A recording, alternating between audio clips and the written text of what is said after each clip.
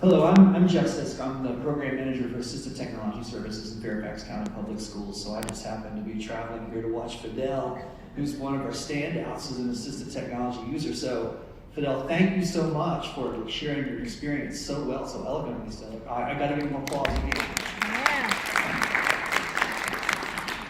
So I manage the assistive technology program that's within our district. Our district serves specifically, we're right below, the city here, we're directly south of it, 189,000 students.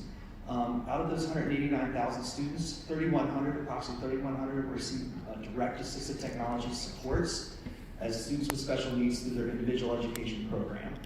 So we have a body of assistive technology resource teachers that go out and serve a body of schools within a geographic region, and they'll go work with students to assess and identify specific technologies that would be useful to them to access their regular education and instructional programs. And Fidel's a product of that, and so, and again, a standout product of it. I really appreciated some of the things that Fidel mentioned. I've seen him speak several times to large groups. We have an assistive technology conference that we hold as a biannual conference within our district to talk about assistive technology within classrooms.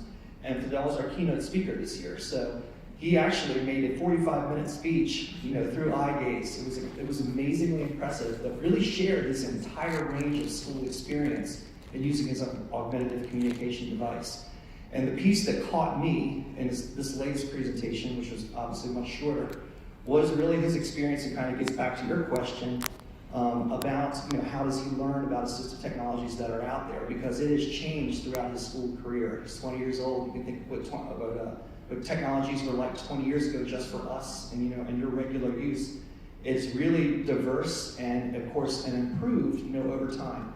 I always say that not only is assistive technology beneficial to those 31 students that we serve, but to every student in Fairfax County Public Schools, because assistive technologies are inclusive for all. And you can think about that, in terms of the technologies that you have in your pockets right now. More than likely, you have a device that's a smartphone that uses word prediction, utilizes word prediction to text and send messages to others. I can tell you that even as of 10 years ago, that was a very exotic technology that was more pricey and less inclusive than it is now. So we like to point that out to classroom teachers all the time. And as these technology trends emerge, that's what we work to do as a program within our school system.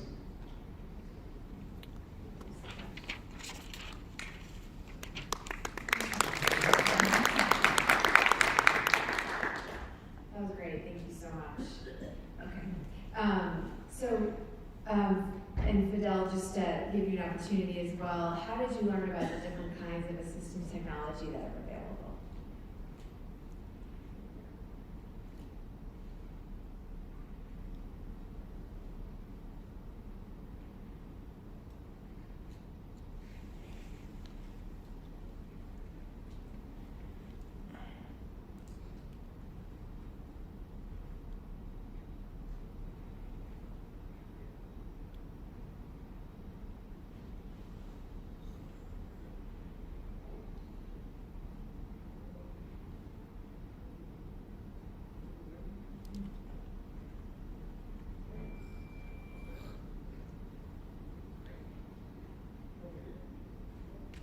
My first real introduction to assistive technology was through ATS services at Fairfax County Public School.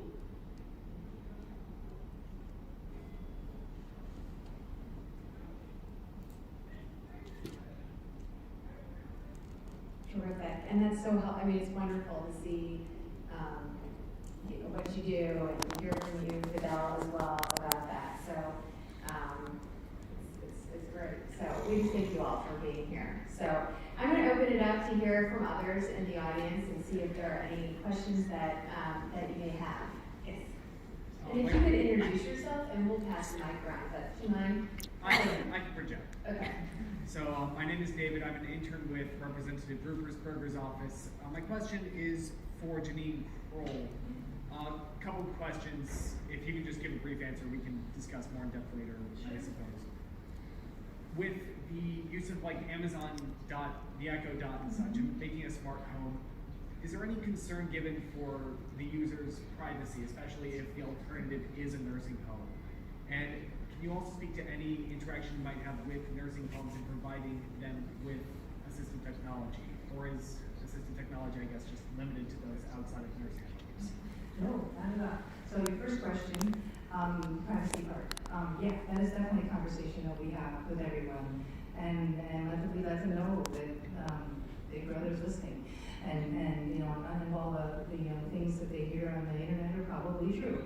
And we let them make that choice whether they want to have that or not. I mean, for me personally, I personally want to have it in my home. So, but it does make a difference. I mean, whether they're able to do something or not with today's technology. I mean, there used to be dedicated devices for environmental controls. I mean, we've been working with voice-activated devices for over 20 years, maybe even longer. But those aren't available anymore because of these devices. So really, there's a few out there that don't require Wi-Fi, but there's really not much out there but these. So this is kind of what we have to work with right now. And as far as nursing homes go, no, we work with people. One of my favorite clients is in a nursing home. He's been there, been working with him for 11 years. And when I met him, he was literally staring at the wall. Those were his words. And now he is controlling everything with switch-activated control, from his TV to fan to lights, and then he also is using a little joystick for his computer. All that's in the nursing home. There's actually a nursing home in the Fargo-Moorhead area that has a whole smart home wing, and they're really getting the assistive technology to their people. And in fact, we just did a talk on it just a little bit together. So this is for anybody. Thank you. Are there any other questions from the audience? Great, well, it's shockingly enough, the hour flies by fairly quickly. So for those of you that have a packet, just to provide you with sort of a summary of how this relates to policy and connects here at the federal level. In your packets on the right side, you're going to find information about the task force and what we do. And also, you're going to find an explanation of what assistive technology is. On the left side of your packet, you're actually going to find our legislative recommendations, which I'll get to and summarize. You're going to find a copy of our Dear Colleague letter for the Assistive Technology Act. And we're asking that you take it back to your offices and ask your boss to support and sign on to that. There's also a one-pager on the Assistive Technology Act and a one-pager on the importance of web accessibility and inclusive design for people with disabilities. So all used as references as you come across these issues, and all of these folks are of course also resources for you as well. But just to summarize specifically what we come and ask Congress to do is to support increased funding. Obviously, this is a common thread and theme throughout all of our panelists said. And so one of the things you can actually take a specific action item on is signing with your colleague letter. And secondly, we ask that your offices support the reauthorization of the AT Act.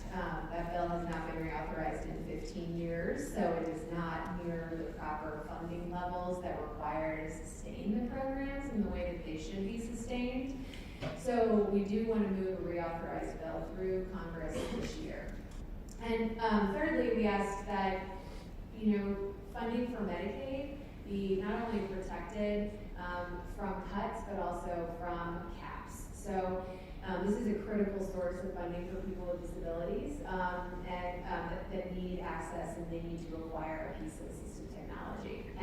And the final thing I'll just point, and it connects to Kate's comments today, is that we just urge the Department of Justice to continue to reaffirm and communicate the obligation of state and local governments to operate fully accessible websites so that all people with disabilities can have equal access to those websites, which is still not happening in this modern age. So all things that we'll continue to push here in Washington, and we look for all of our advocates as well to help us with that message. And I just want to thank all the panelists that came here to Washington today to celebrate the Awareness Day, to serve on this panel.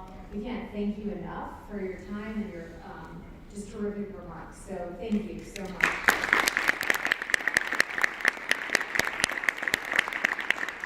And with that, feel free to good coffee and cookies on the way out because they will go to waste if not. So enjoy, and thank you for being